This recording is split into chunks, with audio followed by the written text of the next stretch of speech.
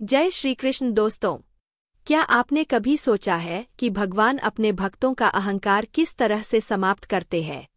आज हम आपको सुनाने जा रहे हैं एक अद्भुत कथा जहां भगवान श्री कृष्ण ने गरुड़, सुदर्शन चक्र और रानी सत्यभामा के अहंकार को किस तरह से चूर चूर किया। जानिए कैसे प्रभु की लीला में हनुमान ने एक बार फिर अपनी भक्ति और बुद्धिमत्ता से सबको चौंका दिया। यह कहानी न केवल आपको प्रेरित करेगी बल्कि अहंकार के प्रभाव और विनम्रता की महिमा को भी समझाएगी। चलिए कहानी शुरू करते हैं। श्री कृष्ण भगवान द्वारका में रानी सत्यभामा के साथ सिंहासन पर विराजमान थे। निकट ही गरुड़ और सुदर्शन चक्र भी बैठे हुए थे। तीनों के चेहरे पर दिव्य तेज झलक रहा था। आज बातों ही बातों में रानी सत्यभामा ने श्री कृष्ण से पूछा कि हे प्रभु, आपने त्रेतायुग में राम के रूप में अवतार लिया था, सीता आपकी पत्नी थी। क्या वे मुझसे भी ज्यादा सुंदर थीं? द्वारकाधीश समझ गए कि सत्यभामा को अपने रूप का अभिमान हो गया है। तभी गरुड़ ने कहा कि भगवान, क्या दुनिया में मुझसे भी ज्यादा तेज गति से कोई उड़ सकता है?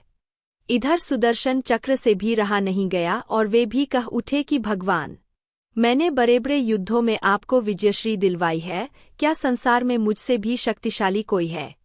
भगवान मन ही मन मुस्कुरा रहे थे।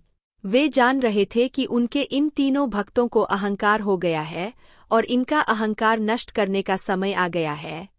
ऐसा सोचकर उन्होंने गरुड़ से कहा कि हे गरुड़, तुम हनुमान के पास जाओ और कहना कि भगवान राम माता सीता के साथ उनकी प्रतीक्षा कर रहे हैं। गरुड़ भगवान की आज्ञा लेकर हनुमान को लाने चले गए। इधर श्रीकृष्ण ने सत्यभामा से कहा कि देवी, आप सीता के रूप में तैयार हो जाए और स्वयं द्वारकाधीश ने राम का रूप धारण कर लिया।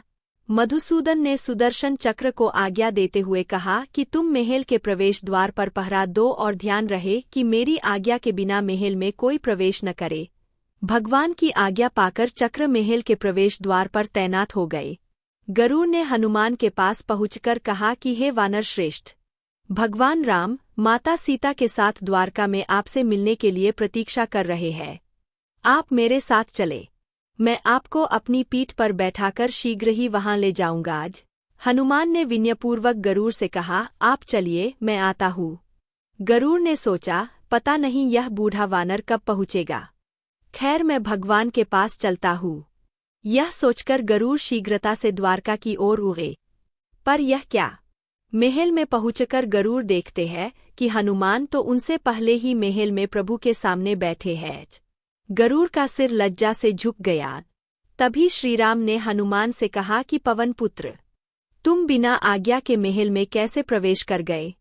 क्या तुम्हें किसी ने प्रवेश द्वार पर रोका नहीं? हनुमान ने हाथ जोड़ते हुए सिर झुकाकर अपने मुंह से सुदर्शन चक्र को निकालकर प्रभु के सामने रख दिया।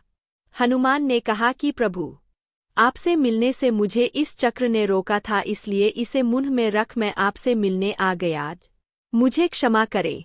भगवान मन ही मन मुस्कुराने लगे। हनुमान ने हाथ जोड़ते हुए श्रीराम से प्रश्न किया, हे प्रभु, आज आपने माता सीता के स्थान पर किस दासी को इतना सम्मान दे दिया कि वह आपके साथ सिंहासन पर विराजमान है? अब रानी सत्यभामा का अहंकार भंग होने की बारी थी। उन्हें सुंदरता का अहंकार था जो पल भर में चूर हो गया था। आज रानी सत्यभामा, सुदर्शन चक्र व गरुड़जी तीनों का गर्व चूर चूर हो गया था। आज वे भगवान की लीला समझ रहे थे। तीनों की आंखों से आंसू बहने लगे और वे भगवान के चरणों में झुक गए। अद्भुत लीला है प्रभु की। अपने भक्तों के अहंकार को अपने भक्त द्वारा ही दूर किया उन्होंने। तो दोस्तों, ये थी भगवान श्री कृष्ण की अद्भुत लीला, जहां उन्होंने अपने भक्तों का अहंकार बड़ी ही विनम्रता से नष्ट किया। इस कहानी से हमें सीखने को मिलता है कि चाहे हम कितने भी शक्तिशाली या सुंदर क्यों न हों, विनम्रता सबसे बड़ी शक्ति है।